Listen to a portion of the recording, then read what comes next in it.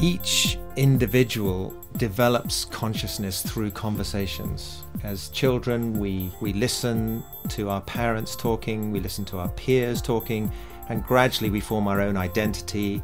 We make up our mind, we make a sense of what's going on, we create meaning in our lives, all through conversations.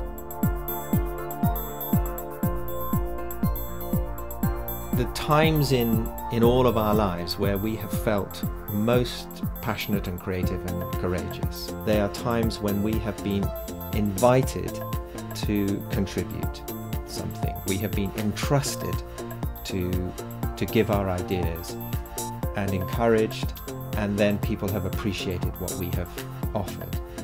It's so simple. This brings out the best in all of us. We remember those times.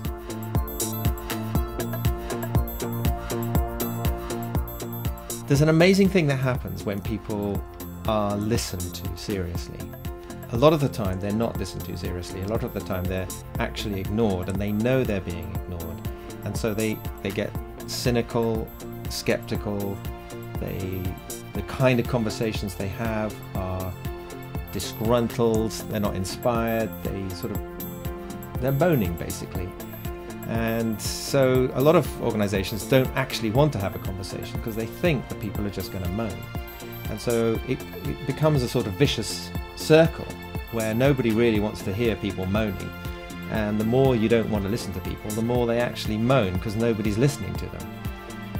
And every now and again you get a new director, a new CEO who goes into a company who, for whatever reason, decides to seriously listen to people.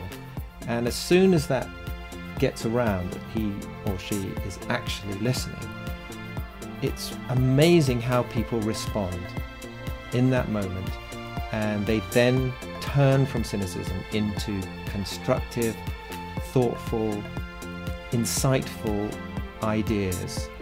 And they look around, they see other people contributing, and it becomes a really infectious conversation.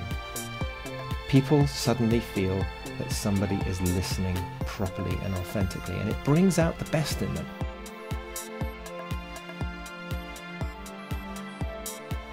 And so it is in organizations. The conversation that an organization is having is where the corporate consciousness is formed. It's a kind of crucible of corporate consciousness. It's where the culture really is formed and reformed on a day-to-day basis, and sometimes just one new item of conversation can have a huge transformation. And when people see their own words and they see the words of their peers cared for and visible, it sort of creates that spiral of reinforcing their passion and their courage. So it's a remarkably effortless way of achieving a profound cultural change. It isn't imposing change, it isn't proposing change, it isn't bringing in ideas from keynote thinkers from outside. It all comes from within, and therefore has much greater power.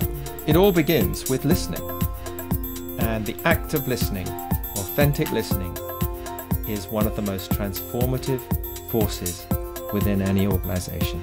It's very powerful and it's effortless. At CreativeConnection, I think we're obsessed with conversation, and we capture it in all kinds of forms, in visual minutes and interactive wallpaper. We're passionate about creating conversation where there really isn't much space for it. In conferences where there are keynote speakers, we're trying to generate a conversation from the floor. And we just love curating all of those elements and making the conversation visible. It's part of the way of showing people that their thoughts and their ideas and their contributions are being taken seriously. And they can see how the narrative threads weave together into some coherent picture of what they are looking for in an organization, what they're uneasy about, what their dreams might be. And it's one of the simplest and cost-effective ways of creating cultural change.